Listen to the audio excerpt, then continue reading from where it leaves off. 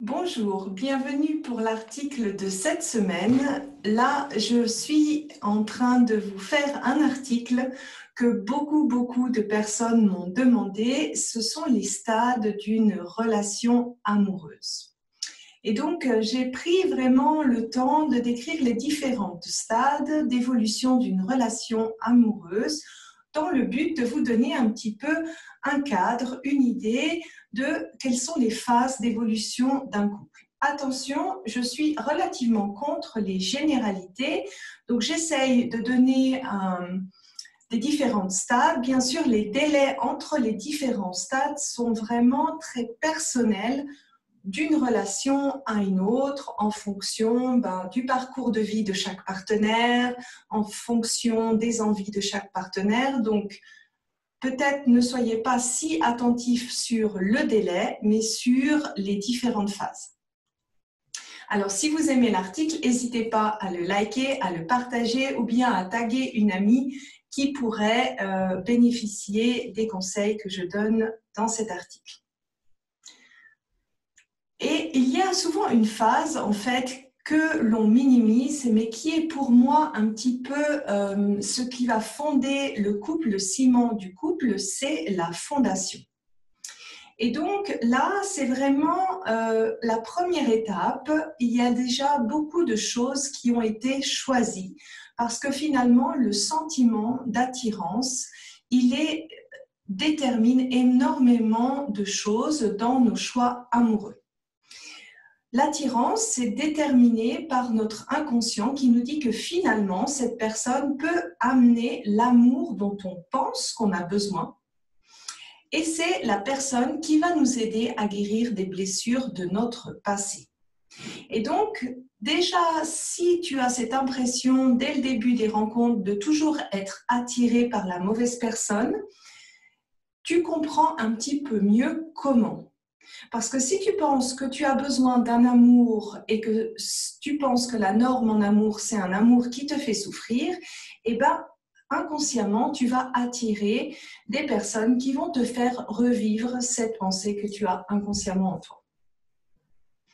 Dans l'article, tu as un lien pour comprendre qu'est-ce qui peut influencer dans ton passé pour influencer le choix de tes partenaires. Ensuite, les premiers rendez-vous. Et là, c'est une phase de découverte. Et ce que je remarque souvent, c'est qu'on a très souvent envie de raccourcir cette phase et de se laisser aller dans la relation. Et pourtant, c'est vraiment la plus grande erreur à commettre parce que finalement, les premiers rendez-vous, c'est la phase de découverte de l'autre partenaire et c'est le moment non seulement d'être choisi, mais de se poser les bonnes questions dans son choix. C'est-à-dire qu'on n'arrive pas à connaître une personne en l'espace de 5 minutes. On a besoin d'un certain temps pour connaître cette personne. Et donc là, l'idée des premiers rendez-vous, et c'est le meilleur moment pour le faire avant qu'on soit trop attaché sentimentalement, physiquement vis-à-vis d'une personne, c'est de se dire, ok, j'essaye de mettre de côté les papillons que je ressens dans le ventre et je me pose les questions suivantes. Est-ce que la personne, elle a les mêmes envies que moi? Est-ce qu'elle est dans une phase où elle a envie d'une relation stable? Est-ce qu'elle a envie de se marier? Est-ce qu'elle a envie d'avoir des enfants? Et est-ce que c'est les mêmes que moi? Parce que finalement, c'est égal si tu as envie d'enfant ou pas, l'essentiel, c'est que le partenaire que tu as en face, il ait les mêmes envies que toi. Il est illusoire de penser que tu vas changer totalement quelqu'un et que quelqu'un qui n'a pas envie d'avoir d'enfant et qui n'a pas envie de se marier va changer seulement par amour pour toi. Et ensuite, est-ce que cet homme, naturellement, sans effort, correspond à ce que tu recherches? Parce que ça, c'est aussi une question qui est extrêmement importante. Ce n'est pas une phase d'engagement. Ce n'est pas une phase où tu vas pouvoir vraiment savoir à coup sûr si tu vas rester très longtemps avec cette personne. Mais c'est une phase, je dirais, d'élimination où tu élimines les personnes que tu sais déjà maintenant qu'elles ne correspondent pas à ton idéal de couple à ton idéal de relation. Et souvent, quand on a été longtemps célibataire, on se lasse un peu de cette phase. On a un petit peu marre de toujours faire des rencontres, des dates, des petits rendez-vous, des petits cafés avec plein de monsieur ou de demoiselles. Et en fait, on essaye de très vite rentrer dans une relation. Et c'est souvent une erreur parce que justement, plus tu vas prendre le temps de faire des dates, de rencontrer des personnes, de te poser la question si c'est vraiment si elles te correspondent vraiment, plus tu vas augmenter tes chances que ça marche par la suite. Et dans cette phase, c'est déjà le préalable, c'est de savoir ce que tu veux. Parce que si tu ne sais pas ce que tu veux, c'est très difficile de vérifier si la personne que tu as en face de toi correspond ou pas à ce que tu veux. Et ça, c'est notamment un module que j'ai dans mon programme en ligne, S'ouvrir à l'amour, qui va vraiment permettre de définir ce que tu veux pas, mais aussi de définir ce que tu veux. Et dans cette phase de premier rendez-vous, au risque de paraître vieux jeu, bon maintenant j'ai 41 ans, donc j'ai le droit de paraître vieux jeu, c'est de pas coucher avec ton partenaire. La biologiste Dawn Maslar a vraiment des raisons physiologiques parce qu'elle dit que la femme, dès qu'elle tombe amoureuse, dès qu'elle commence à avoir des relations sexuelles avec l'homme, parce que ça produit l'hormone de l'attachement, l'hormone ocytocine. Mais là, c'est vraiment important aussi pour ne pas être trop dans les papillons et être un petit peu plus dans la conscience de faire un choix conscient. Et après, c'est aussi important qu'une fois que tu as décidé que oui, cette personne te convient bien, oui, vous avez les mêmes envies en ce moment, que tu souhaites rentrer en relation sexuelle avec lui seulement quand il a confirmé l'exclusivité de la relation et qu'il t'a intégré régulièrement dans sa vie. Je ne veux pas donner de leçons, tu respectes ton rythme, mais ce n'est pas en couchant plus tôt que tu vas arriver à avoir une relation qui marchera plus vite dans le long terme. Après 3 mois de relation, à peu près, tu passes à un nouveau stade. Alors, j'aime pas donner cette durée de 3 mois parce que j'ai pas envie que vous soyez dans la perspective de vous dire si après 3 mois j'arrive pas à avoir ça, je le quitte. Parce que ce délai, il est assez variable. Plus on est jeune, plus il a tendance à se rallonger et plus on est âgé, plus il peut se raccourcir ou être à peu près de ce délai-là. Mais en fait, ce qui est important, c'est de se dire, après cette phase-là, globalement, chaque partenaire est intégré dans la vie de l'autre. On connaît les parents, on sait que tu existes, tu as rencontré la majorité du cercle d'amis, les amis filles ou les amis un petit peu ambigus sont clarifiés. Tu commences à faire des premiers projets à deux, par exemple des week-ends où tu as quelques affaires chez l'autre. Si tu as des enfants, tu peux éventuellement dire peut-être que là, je peux voir ou parler comment est-ce que j'aimerais intégrer mes enfants ou présenter mon partenaire à mes enfants. Tu peux commencer à vouloir planifier des vacances ou organiser, avoir un petit début de projet commun avec des amis, etc. Et là, c'est important, c'est souvent la phase en fait où il y a des premiers alignements qui se font dans le couple. Typiquement, clarifier la situation avec cet ami qui le contactait souvent, être présenté peut-être à un cercle plus large de personnes comme les collègues de travail ou bien quand il y a des événements de boîte un petit peu plus formels. Là, c'est important d'écouter ton instinct, c'est-à-dire que quand tu ressens qu'un de ces comportements n'est pas clair, c'est ton devoir de demander à ton partenaire de clarifier la situation. C'est un peu la phase où on ferme un peu les relations de secours qu'on avait gardé au cas où. Et ça, c'est autant valable pour l'homme que pour la femme. C'est un peu la période où on se dit ah, ben voilà, maintenant j'ai envie de m'engager un petit peu plus loin dans la relation, donc je ferme les autres portes que j'avais laissées ouvertes. Si tu n'as pas pris le temps de corriger les blessures de ton passé avant de rentrer en relation, c'est également souvent dans cette phase que arrivent les premiers remous, c'est-à-dire que tu as tes blessures qui refont surface, la peur d'être rejeté, la peur d'être abandonné, et ça peut créer des conflits. Si tu te rends compte dans cette phase, dans ces premiers 3 mois de relation, que les conflits se répètent et que c'est souvent dans un domaine que toi, tu as tendance à répéter dans ta vie amoureuse, la meilleure chose que tu as à faire dans cette phase-là, c'est de corriger tes schémas. Parce que c'est ainsi que tu vas vraiment donner toutes les chances à ta relation de marcher. Et ça, corriger les schémas, c'est quelque chose que je propose toujours dans mon programme de groupe Être heureuse en couple ou bien dans mon coaching individuel. Mais c'est souvent dans cette phase où on se rend compte en fait qu'il y a des schémas qu'on a en nous qu'on n'a pas encore réglés. Ensuite, il y a le cap des 6 mois, 1 an.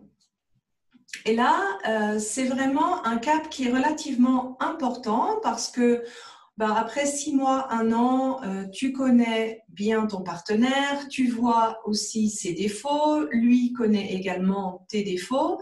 Et un petit peu, c'est la phase de choix où tu et lui, bien sûr, se disent « mais est-ce que j'ai envie de me projeter dans la durée avec cette personne ?» C'est souvent le stade où on se dit « tiens, ça serait bien d'emménager ensemble », ou bien de commencer à déménager un peu plus d'affaires chez l'autre pour que je n'ai pas à revenir tous les 2 jours, tous les 3 jours. Et là, souvent, on oublie de faire le point avec soi-même. C'est-à-dire qu'on a commencé une relation, mais on ne pense pas à se dire « ah tiens, je stoppe » et je prends le temps de clarifier avec moi-même les points suivants. Et j'en ai 3 notamment. Donc, si tu veux une relation de longue durée, est-ce que tu peux pleinement accepter ses défauts? Et là, c'est important d'être vraiment honnête avec toi-même parce que vouloir changer les défauts de quelqu'un, c'est pas possible, sauf si la personne en souffre personnellement. Donc là, vraiment, pose-toi la question, est-ce que tu peux accepter pleinement ses défauts? Et si oui, à ce moment-là, c'est une réponse positive pour emménager avec cette personne. Si tu veux te marier, est-ce que tu te vois passer le reste de ta vie avec cette personne? Parce que tu peux peut-être accepter ses défauts, mais peut-être que cette personne a des choix de vie qui sont totalement différents de toi, alors tu n'arrives pas à te projeter le reste de ta vie ou tout au moins dans les 10 prochaines années. Si pour toi, te marier est extrêmement important, est-ce que tu lui as redemandé si pour lui, se marier fait toujours partie de ses plans?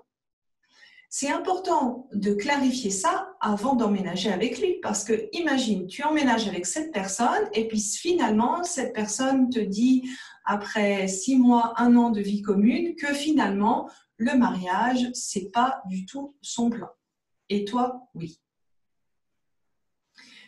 Dernier point, si toi, tu as envie d'avoir un enfant, est-ce que la personne avec qui tu décides d'emménager ferait pour toi un bon père pour tes enfants?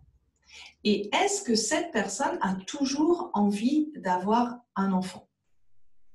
Bien sûr, tu n'as aucune garantie que cette personne ne va pas changer d'avis, mais c'est important de faire des demandes et de clarifier ça au fur et à mesure que votre relation évolue.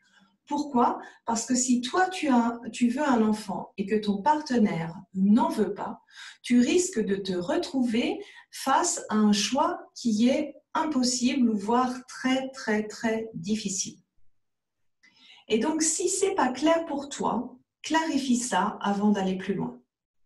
Parce que quitter son appartement pour vivre avec quelqu'un, c'est une prise de risque qui n'est pas négligeable et tu as le droit d'avoir certaines sécurités avant de le faire. Ici, encore un point important que souvent on oublie, c'est de vérifier que la prise de risque, elle est égale pour les deux partenaires.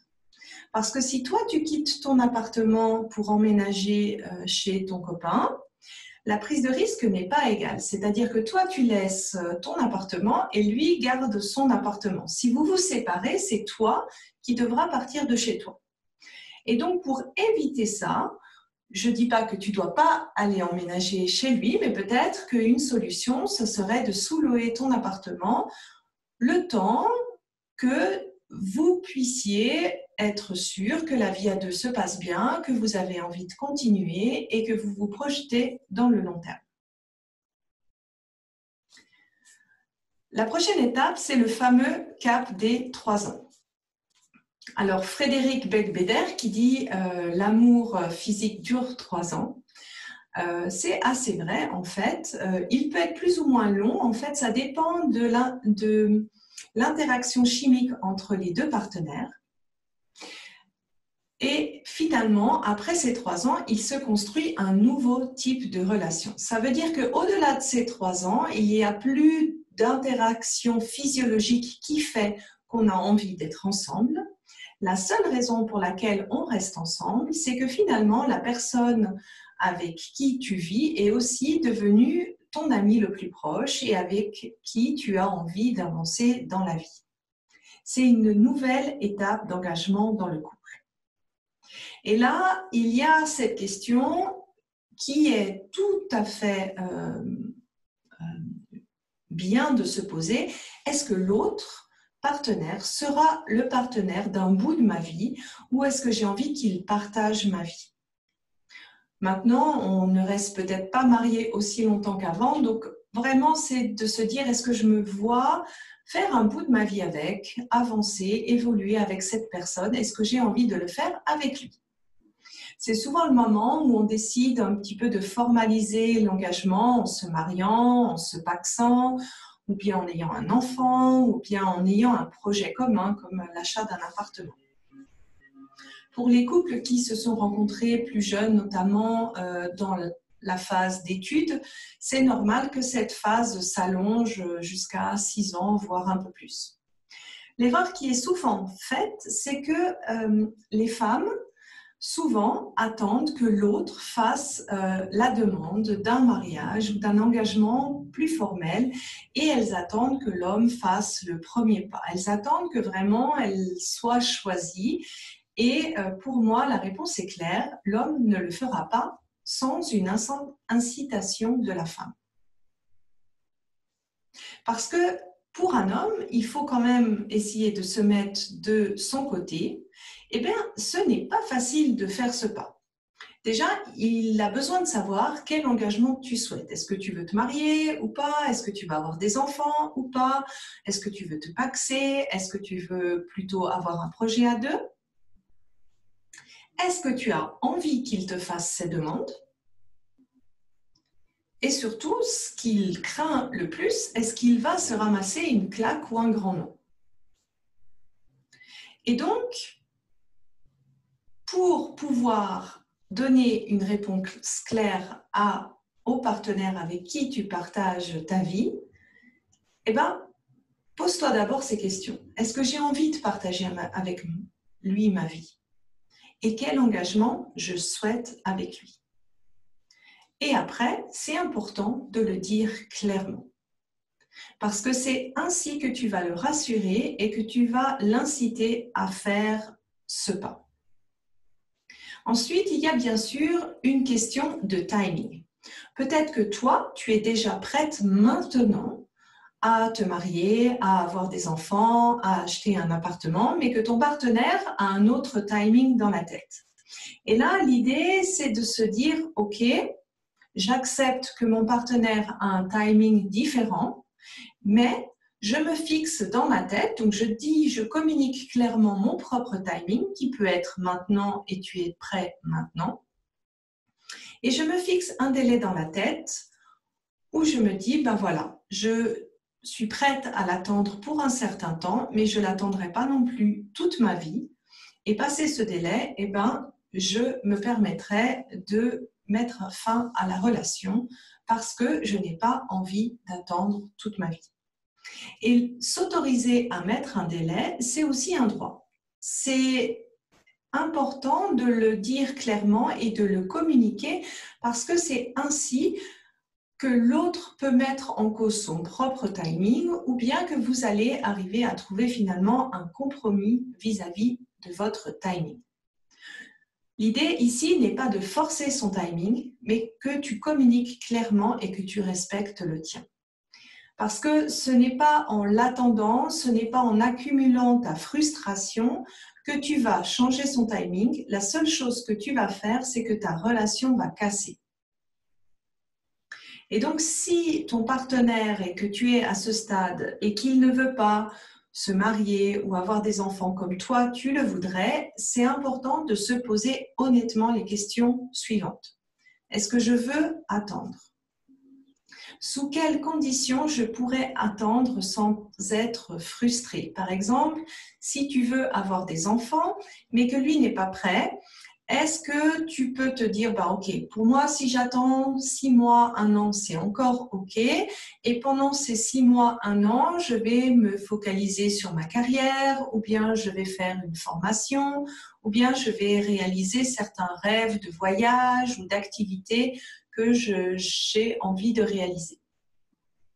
Et la dernière question est de se dire, est-ce que tu peux attendre ? Parce que bien sûr, dans le cas des enfants, il y a l'horloge biologique pour les femmes, donc ce n'est pas toujours possible pour une femme, même si elle n'a pas envie de pousser son partenaire, d'attendre. Et si tu te rends compte que malgré l'attente, malgré le délai que tu lui as laissé pour se décider et que cette personne n'est toujours pas prête, n'insiste pas et pars. Et pars avant d'arriver à ce point de non-retour vis-à-vis de la relation. Parce que ainsi, tu partiras pas parce que vous n'êtes pas compatible, mais parce que vous avez une incompatibilité de timing. Ce qui veut dire que la relation peut à nouveau marcher si le timing de l'autre a changé. Et tu rendras service à ton partenaire qui a peut-être une certaine peur pour s'engager, qui a peut-être du mal à prendre une décision dans ce domaine, qui ne sait peut-être pas ce qu'il veut. En te positionnant clairement, tu l'aides à se positionner clairement. Notamment chez les enfants, il a peut-être également des blessures en lien avec la paternité, le fait de devenir père, ça peut réveiller des peurs, ça peut réveiller des inquiétudes et donc c'est important de lui laisser ce droit de se poser les bonnes questions, s'il est capable d'être un bon parent, s'il peut assumer financièrement un enfant, si sa situation est suffisamment stable, est-ce qu'il veut peut-être éviter de reproduire certains schémas qu'il a vécu avec ses parents, etc., etc. Souvent, quand on veut un enfant, un point positif, c'est de prendre le temps d'avoir une discussion de fond avec son partenaire en se posant à deux toutes ces questions. Et une fois que vous avez cet engagement de longue durée, vous passez le dernier stade d'une relation amoureuse. Et c'est dans ce stade-là qu'on touche presque du doigt cet amour inconditionnel. Donc que ce soit avec un appartement en commun, en se mariant, en se pacsant, en ayant un enfant, quand cette étape est atteinte, en fait, le couple devient pour moi un outil de développement personnel. Pourquoi ? Parce que vous avez formellement un niveau de dépendance l'un envers l'autre. C'est-à-dire que si vous décidez de vous séparer, vous devrez vendre un appartement, vous devrez divorcer, vous devrez vous partager la garde d'un enfant.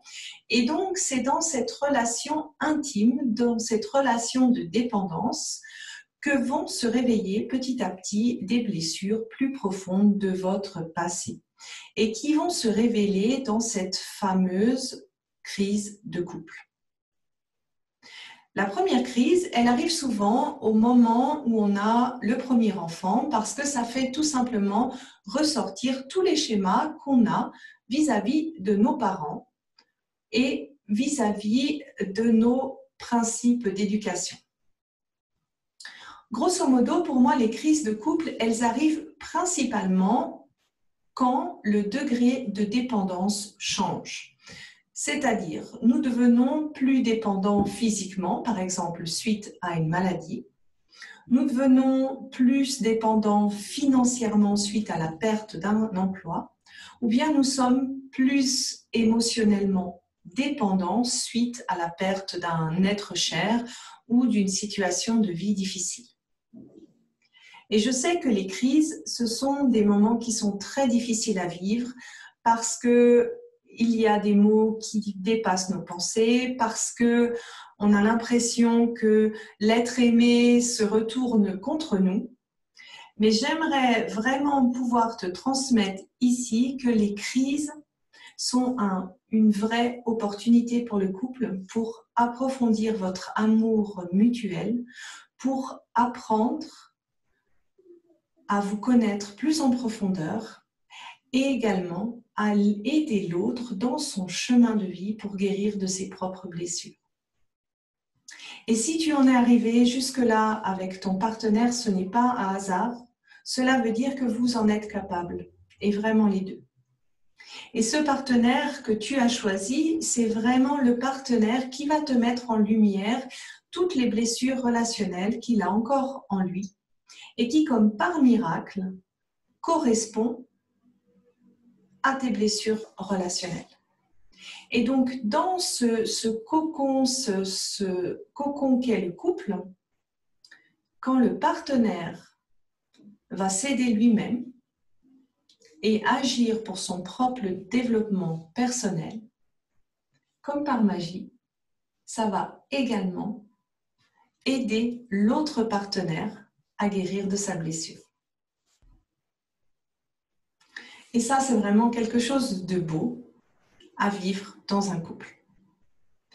Cela n'enlève pas la responsabilité de chacun de guérir de ses propres blessures, de faire ses étapes de cheminement personnel, mais ça donne un soutien inconditionnel.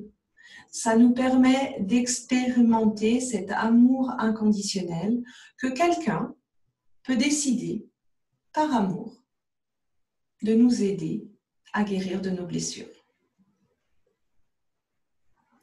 Et dans cette étape, il y a une méthode que j'apprécie particulièrement, c'est la méthode Imago de Harville Hendrix, parce que Harville Hendrix explique vraiment en détail qu'est-ce qui se cache finalement derrière cette crise de couple.